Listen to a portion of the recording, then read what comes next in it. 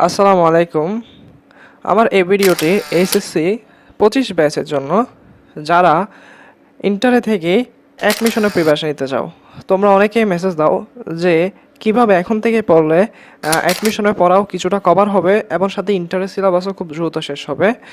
তোমাদের জন্য এই ভিডিওটি আসলে খুব কৌশলের সাথে যদি তুমি এখন থেকে অ্যাডমিশনের প্রিপারেশন নাও, তাহলে তোমার ইন্টারে এ প্লাস পাওয়ার সম্ভাবনা যেমন বেড়ে যাবে, তেমনই অ্যাডমিশনে তুমি অন্যদের চেয়ে এগিয়ে থাকবে। আমি যে টেকনিকটা আমি নিজে ফলো করেছিলাম তোমাদেরকেও সেটি বলছি। তাহলে চলো শুরু করি। এক্ষেত্রে তোমাকে আমি বলি, তোমাদের যারা মানবিকে রয়েছে তোমাদের সাধারণত বাংলা, ইংরেজি এবং সাধারণ জ্ঞানের উপরেই পরীক্ষা হবে। এই ক্ষেত্রে তোমাদের বিরাট একটি সিলেবাস কিন্তু তোমার টেক্সট বই থেকেই কিন্তু প্রচুর প্রশ্ন অ্যাডমিশনে এসে থাকে। তাহলে তোমার প্রথম কাজ হবে যে বাংলার ক্ষেত্রে বাংলা প্রথম পত্র যে বইটি মেন বইটি রয়েছে, সেই মেন বইটির প্রতিটি গদ্য, পদ্য এবং সহপাঠের যে উপন্যাস, নাটক রয়েছে তা ভালোভাবে শেষ করা। এখন একটি প্রশ্ন আসে, কি শর্ট সিলেবাস পড়বে নাকি লং সিলেবাস পড়বে? আমার পরামর্শ, তুমি ইন্টারে থাকতে শর্ট সিলেবাসটি খুব ভালোভাবে শেষ করবে এবং লং সিলেবাসটি একবার জাস্ট পড়ে যাবে, তাহলেই হবে। এরপরে তাহলে এখানে আগে কাজ হলো ভালোভাবে গদ্য, পদ্য, সহপাঠ শেষ করা, যাতে টেক্সচুয়াল যে প্রশ্নগুলো আসে অ্যাডমিশনে তা যাতে তুমি পারো এবং খুব ডিপ ভাবে পড়বে, একটি লাইনও যাতে বাদ না যায়। এখানে তুমি যখন অপরিচিতা পড়বে তখন তুমি লেখক পরিচিতি ভালোভাবে শেষ করে ফেলবে। তারপর এখানে প্রতিটি লাইন ভালোভাবে পড়বে, যাতে তোমাকে কোনো প্রশ্ন দিয়ে আটকাতে না পারে। তাহলে তোমার প্রথম কাজ হবে এই বইটির প্রতিটি লাইন ভালোভাবে শেষ করে ফেলা। এরপরে কিন্তু কাজ শেষ নয়। এখান থেকে পড়ার পর বাজারে যে বাংলার উপর যে অ্যাডমিশনের বই রয়েছে, সেটি অভিযাত্রী হোক বা কিংবদন্তি হোক বা আদার্স যে বইগুলো রয়েছে, ওই বইগুলো খুলবে। ওখানে প্রশ্ন বিগত বছরে এসেছে ওগুলো একবার পড়ে ফেলবে এবং ওখানে যে থিওরি দেওয়া থাকে, থিওরি পড়া থাকে, ওগুলো একবার ভালোভাবে শেষ করে ফেলবে। তাহলে তোমার কিন্তু যে বাজারে সেই বইগুলোর গদ্যে পদ্যের যে সেকশনে যে পড়া রয়েছে ওগুলো কিন্তু তোমার কভার হবে এবং এতে তোমার ইন্টারে যে এমসিকিউ পার্ট রয়েছে ওখানে একটি খুব ভালো একটি প্রিপারেশন হবে। তাহলে বুঝেছ প্রথমে বাংলা প্রথম কীভাবে পড়বে। এরপরে তোমাদের মতো অনেকে সহপাঠটি রেখে দাও এবং সহপাঠটি রেখে দিয়ে কোনো মতে এইচএসসি দিল অ্যাডমিশনে বেঁচে যাও। তোমাদের প্রতি পরামর্শ থাকবে সহপাঠকে কয়েক ভাগ করে জেনে পড়া শুরু করে দাও এবং কোনো মতে এটি বাদ রাখবে না, তাহলে একটি ভালো প্রিপারেশন হবে।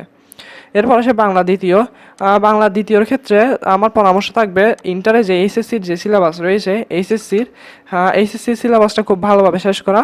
কারণ এইচএসসির সিলেবাসে যা রয়েছে ওখান থেকেই ঢাকা বিশ্ববিদ্যালয় বেশি প্রশ্ন করে এবং তোমার কাজ হবে এইচএসসির যে বাংলা দ্বিতীয় সিলেবাস রয়েছে ওটি ভালোভাবে শেষ করা।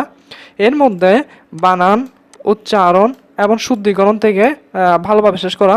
কারণ বানান, উচ্চারণ থেকে এমসিকিউ থাকে এবং শুদ্ধিকরণ থেকে রিটেনে শুদ্ধিকরণ থাকে। তাই তোমার কাজ হবে এইচএসসির সব সিলেবাস শেষ করবে, তবে এই তিনটি টপিককে সবচেয়ে বেশি গুরুত্ব দিবে। এর পাশে তাহলে এতটুকু হলে তোমার বাংলা দ্বিতীয়রও একটু ভালো প্রিপারেশন হচ্ছে, বাংলা প্রথমেরও। এরপরে থাকে বিরোচন।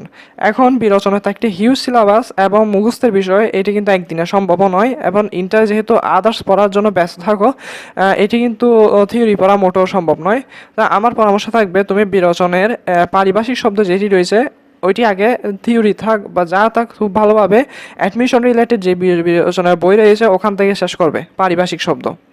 এরপরে বাকি যে টপিক থাকে বাগধারা, বিপরীত শব্দ, সমার্থ শব্দ, ওগুলোর তুমি যদি পারো তাহলে এমসিকিউটা পড়ে ফেলবে। না পড়লেও এত বিগ প্রভাব পড়ে না, তবে শুধু এমসিকিউটা পড়লে হবে। তাহলে তুমি অন্যদের চেয়ে অনেক বেশি এগিয়ে থাকবে এবং তোমার অনেক বেশি চাপ, অ্যাডমিশনের যে চাপ থাকে ওইটি অনেকটি কমে যাবে। এরপরে আসি ইংরেজি প্রথম পত্র। যদি তোমার ঢাকা বিশ্ববিদ্যালয়ের লক্ষ্য হয়, অবশ্যই তোমাকে ইংরেজি প্রথম পত্র ইংলিশ ফর টুডে বইটি খুব ভালোভাবে শেষ করতেই হবে। এইটি কিভাবে শেষ করবে এবার এরকম একটি ভিডিও, এই টপিকের একটি ভিডিও আমি অলরেডি দিয়েছি পেজে, তুমি যে দেখে আসতে পারো। আমি আর এটি নিয়ে বিস্তারিত বলছি না। এরপরে সাইফার্স ভোকাবুলারি রয়েছে একটি। এক্ষেত্রে ইএফটির ভোকাবুলারি তো পড়বে, সাথে সাথে সাইফার্স ভোকাবুলারি নামে একটি বই রয়েছে যেটা আমি ব্যক্তিগত পড়েছিলাম এবং আমি অ্যাডমিশনের আগে এই বইটি শেষ করেছিলাম।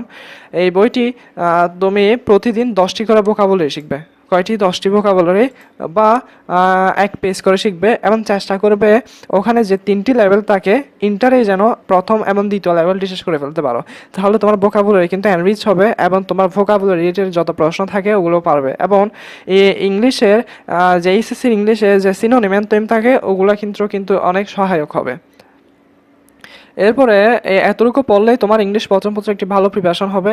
এরপর আসে ইংরেজি দ্বিতীয় পত্র। ইংরেজি দ্বিতীয় পত্রের ক্ষেত্রে তোমার এইচএসসির যে সিলেবাস থাকে আগে ওইটি শেষ করিও। ওইটি শেষ করলেই অনেক বেসিক জিনিস শেষ হয়ে যায় এবং ওগুলো শেষ করার সময় একটি বিষয় মাথায় রাখিও, এই টপিক যেগুলো আমি লিস্ট আকারে দিয়েছি এই টপিকগুলো চেষ্টা করবে এগুলোর যেন কোথাও কোনো ঘাটতি না থাকে, এগুলি খুব ভালোভাবে ইন্টারে শেষ করে ফেলা।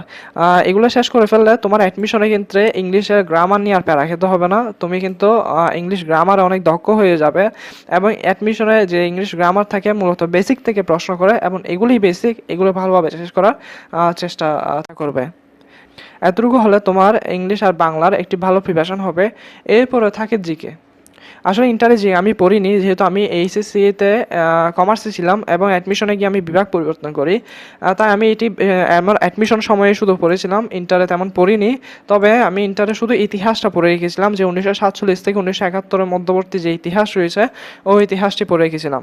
এখন তোমরা যারা আর্টসে রয়েছে তোমরা তো ইতিহাস পড়োই এবং চেষ্টা করবে যে জিকের ক্ষেত্রে এই ইতিহাস পার্টটি খুব ভালোভাবে শেষ করে ফেলা এবং যে জিকে বই বাজারে পাওয়া যায় ওইটি জাস্ট একবার দুইবার পড়ে যাওয়া। কারণ জিকে যদি তুমি এখন পড়ো তোমার কিন্তু অ্যাডমিশন আস্তে আস্তে ওগুলো ভুলে যাবে, এত পড়ার মধ্যে ওগুলো মনে থাকবে না। এগুলি নিয়মিত যেহেতু চর্চা বিষয়, তুমি চেষ্টা করবে যে ইতিহাস বিষয়ক যে টপিক থাকে ওইটি শেষ করা, তাহলে কিন্তু অনেক এগিয়ে যাবে। তাহলে আমি যে কথাগুলো বললাম ওভাবে যদি কেউ প্রিপারেশান নিতে পারো, এই প্রিপারেশানটা কতটুকু ইফেক্টিভ হবে এটি তুমি তখনই বুঝবে যখন তুমি অ্যাডমিশন পিরিয়ডে যাবে। তাহলে তোমার জন্য শুভকামনা রইল এবং এভাবেই পড়তে থাকো, দেখবে তুমি অন্যদের চেয়ে অনেক এগিয়ে গিয়েছো। ইনশাল্লাহ একটি ভালো সাবজেক্ট পাওয়ার আর মতো মেরিট পজিশন ও ভার্সিটিতে পাবে। তোমার জন্য দোয়া রইল, শুভকামনা, ধন্যবাদ।